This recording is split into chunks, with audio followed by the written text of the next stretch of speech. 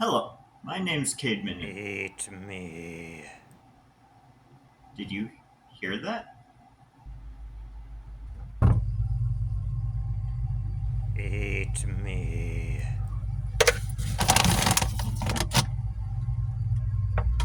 Whoa! Welcome to the Narrow Gate. Thank you for squeezing in here. Today we're talking about temptation.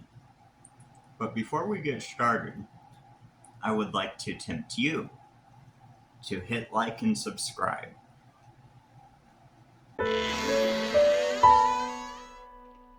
Then Jesus was led by the Spirit into the wilderness, to be tempted by the devil.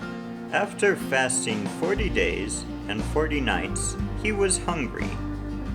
The tempter came to him and said, "If you are the Son of God, tell these stones to become bread." Jesus answered, "It is written, Man shall not live on bread alone, but on every word that comes from the mouth of God." Then the devil took him to the holy city, and had him stand on the highest point of the temple. "If you are the Son of God," he said, "throw yourself down. For it is written, He will command His angels concerning you, and they will lift you up in their hands, so that you shall not strike your foot against a stone." Jesus answered him, "It is also written, Do not put the Lord your God to the test." Again, the devil took him to a very high mountain, and showed him all the kingdoms of the world, and their splendor. "All these I will give to you," he said, "if you will bow down and worship me." Jesus said to him, "Away from me, Satan! For it is written, Worship the Lord your God, and serve him only." Then the devil left him, and angels came and attended him. So, I believe that there's connections between how we see the devil tempting Jesus here and how the devil tempted Eve back in Genesis 3. If we look at Genesis 3:1, Now the serpent was more crafty than any of the wild animals God had made.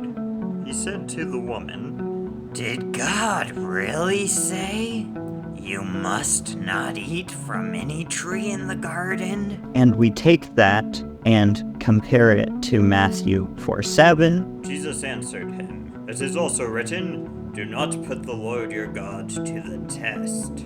you'll find it almost seems like Jesus is replying to what the serpent said in Genesis 3. And in both these passages, it's the idea of testing God. Now, if we take Genesis 3:4, "You will not surely die, The serpent said to the woman, for God knows that when you eat from it, your eyes will be opened, and you will be like God, knowing good from evil." and compare it to Matthew 4:10, Jesus said to him, "Away from me, Satan! For it is written, Worship the Lord your God, and serve him only." what we see is the devil is offering power. Now let's take Genesis 3:6.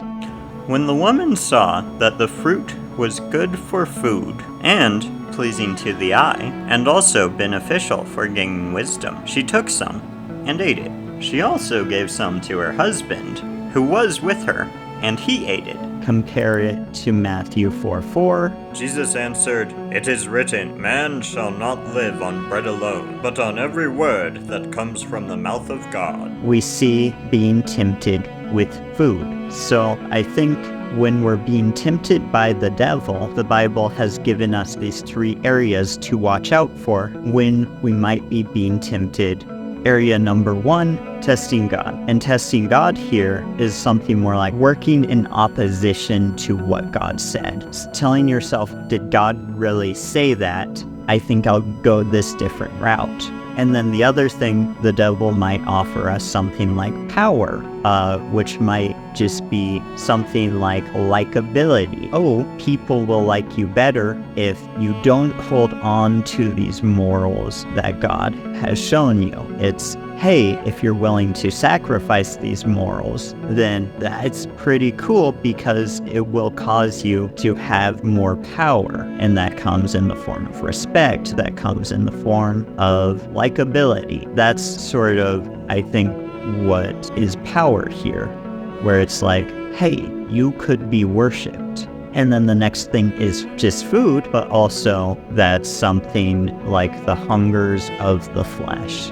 And that could be used in the case of something like sexual hunger. It's your body says, I want these things, which, by the way, I believe generally things that our body wants are actually good for us in certain predicaments or within small numbers, right? You desire food, and that's a good thing, because if you did desire food, then you're likely to just starve yourself. Now, I think something that's so cool that we see here is Jesus is actually telling us how to avoid these attacks from the devil. For example, when the devil is tempting you with the hungers of the flesh, a way to get out of that is to pursue the hungers of the soul, the hungers of the mind. And that's something like,